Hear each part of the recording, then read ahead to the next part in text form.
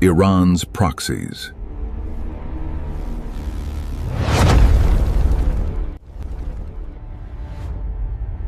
No tanks crossing borders, no official declarations. From Gaza to Yemen, Iraq, Syria, a network begins to form. And at the center of it all is Iran. An invisible army spread across the Middle East.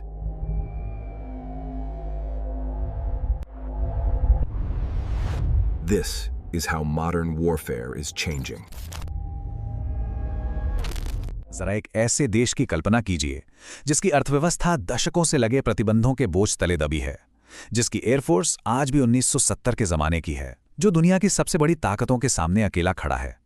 और फिर भी यही देश हजारों kilometre दूर तक अपने दुश्मनों को कंट्रोल करता है, वो भी बिना अपना एक भी सैनिक भेजे। यही तो है ईरान का सबसे बड़ा पैराडॉक्स। तो सवाल यह है कि ये होता कैसे है? कोई देश बिना ऑफिशियली जंग में उतरे एक पूरे रीजन पर अपना दबदबा कैसे बना सकता है? आज की इस कड़ी में हम ईरान की इसी शैडो वॉरफेयर की स्ट्रैटेजी को डिकोड करेंगे। तो आगे हम क्या क्या देखने वाले हैं? सबसे पहले हम ईरान के इस अजीब से विरोधाभास को समझेंगे, फिर प्रॉक्सी वॉरफेयर की पूरी प्लेबुक को खोलेंगे। इसके बाद हम मिलेंगे एक्सिस ऑफ रेजिस्टेंस यानी प्रतिरोध की धुरी के बड़े खिलाड़ियों से और देखेंगे कि ये नेटवर्क असल में काम कैसे करता है। और आखिर में हम ये भी समझेंगे कि ये पूरा खेल दुनिया की इकोनॉमी और भविष्य की लड़ाइयों पर क्या असर डाल रहा है। तो चलिए सबसे पहले इस पहेली को ही सुलझाते हैं। आखिर ईरान एक ही समय पर इतना कमजोर और इतना ताकतवर दोनों कैसे हो सकता है? सुनने में अजीब लगता है ना, पर सच कहूं तो यही उसकी पूरी स्ट्रैटेजी की चाबी है। देखिए, यहां दो बिल्कुल अलग अलग तस्वीरें हैं। एक तरफ ईरान की पारंपरिक मिलिट्री ताकत बहुत ज्यादा नहीं है, इकोनॉमी संघर्ष कर रही है, एयरफोर्स पुरानी पड़ चुकी है और दुनिया में दोस्त कम और दुश्मन ज्यादा हैं। लेकिन दूसरी तरफ देखिए, लेबनान से लेकर यमन तक लगभग 4000 किलोमीटर के एक बड़े हिस्से पर इसका जबरदस्त प्रभाव है। ये वो ताकत है जिससे वो अपने दुश्मनों को एक साथ कई मोर्चों पर घेर सकता है। और अब जरा इन नंबर्स को देखिए। ये ग्राफ इस पहेली को और भी गहरा कर देता है। अमेरिका अपनी डिफेंस पर ईरान से लगभग 85 गुना ज्यादा खर्च करता है। तो साफ है कि ईरान की लड़ाई तो जीत ही नहीं सकता। तो फिर वो ये गेम जीत कैसे रहा है? जवाब बहुत सिंपल है, वो ये गेम खेल ही नहीं रहा, उसने तो गेम के नियम ही बदल दिए हैं। और यहीं से एंट्री होती है प्रॉक्सी वॉरफेयर की। ये वो मास्टर स्ट्रैटेजी है जो ईरान को अपनी कमजोरियों को ताकत में बदलने का मौका देती है। तो ये प्रॉक्सी वॉर है क्या चीज? देखिए, सीधे शब्दों में कहे तो ये दूसरों के कंधे पर बंदूक रखकर चलाने की कला है। मतलब एक देश दूसरे देशों में मौजूद ग्रुप्स को पैसा, हथियार और ट्रेनिंग देता है ताकि वो उसके लिए लड़ें। और इसका सबसे बड़ा फायदा, अगर प्रॉक्सी ग्रुप हमला करता है तो स्पॉन्सर करने वाला देश आराम से कह सकता है, अरे हमारे से क्या लेना देना। इसे कहते हैं प्लॉजिबल डिनायबिलिटी, और ये एक बेहद खतरनाक हथियार है। ये एक बड़ी मिलिट्री थ्योरी का हिस्सा है जिसे एसिमेट्रिक वॉरफेयर कहते हैं। इसका मतलब भी बहुत सीधा है, जब आप ताकत में सामने वाले का मुकाबला नहीं कर सकते तो आप लड़ाई का तरीका ही बदल देते हैं। ईरान को पता है कि वो अमेरिका के F-35 फाइटर जेट्स का सामना नहीं कर सकता, इसलिए वो जेट्स बनाने के बजाय ऐसी फौजें बनाता है जिन पर F-35 से बम गिराना भी मुश्किल हो जाए। ईरान अपने इस पूरे नेटवर्क को एक नाम देता है, एक्सिस ऑफ रेसिस्टेंस, यानी प्रतिरोध की धुरी। ये एक मिलिट्री गठजोड़ भी है और एक विचारधारा भी। तो चलिए देखते हैं इस शतरंज की बिसात पर उसके मोहरे कौन कौन हैं। इस पूरे ऑपरेशन का जो मास्टरमाइंड है वो है ईरान की इस्लामिक रेवोल्यूशनरी गार्ड कॉर्प्स यानी IRGC, और खासकर इसकी एक स्पेशल यूनिट कुद्स फोर्स।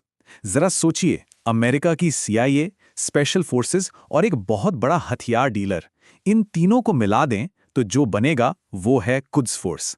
यही इस पूरे नेटवर्क के आर्किटेक्ट हैं। अब मिलते हैं इस नेटवर्क के बड़े खिलाड़ियों से। लेबनान में है हिजबुल्लाह, जो ईरान के प्रॉक्सी नेटवर्क का क्राउन ज्वेल माना जाता है। गज्जा में है हमास और इस्लामिक जिहाद, जो इजराइल के दक्षिणी मोर्चे पर उसे उलझाए रखते हैं। यमन में है हूती, जिनके पास ग्लोबल ट्रेड को रोकने की ताकत है। और इराक में है PMF के लड़ाके, जो अमेरिकी ठिकानों पर हमले करते हैं। ईरान के इस ग्रैंड प्लान में हर किसी का एक तय रोल है। ठीक है, थ्योरी तो बहुत हो गई। अब देखते हैं कि असल दुनिया में ये नेटवर्क काम कैसे करता है। चलिए कुछ असली उदाहरण देखते हैं। जरा इस नंबर पे गौर कीजिए, लगभग 1.5 लाख। ये हिजबुल्लाह के पास मौजूद रॉकेट्स और मिसाइलों की अंदाजन संख्या है। ये यूरोप की कई बड़ी सेनाओं के कुल हथियारों से भी ज्यादा है, और ये सब ईरान ने ही दिया है। मतलब ये एक ऐसी नॉन स्टेट आर्मी है जिसके पास एक देश जितनी मारक क्षमता है। साल 2006 में दुनिया ने कुछ ऐसा देखा जिसने सबको हैरान कर दिया। 34 दिनों तक चली एक जंग में हिजबुल्लाह, जो कि एक मिलिटेंट ग्रुप है, उसने इजराइल की ताकतवर सेना को बराबरी पर रोक दिया। ये प्रॉक्सी वॉरफेयर की ताकत का पहला और सबसे बड़ा सबूत था। अब लेबनान से चलते हैं यमन। यहां होती विद्रोही बाब अल मंदेब स्ट्रेट को कंट्रोल करते हैं, एक ऐसा समुद्री रास्ता जहां से दुनिया का लगभग 12% ट्रेड गुजरता है। हाल ही में हमने देखा कि कैसे कुछ सस्ते ड्रोन और मिसाइलों का इस्तेमाल करके इस ग्रुप ने पूरी ग्लोबल इकोनॉमी में खलबली मचा दी।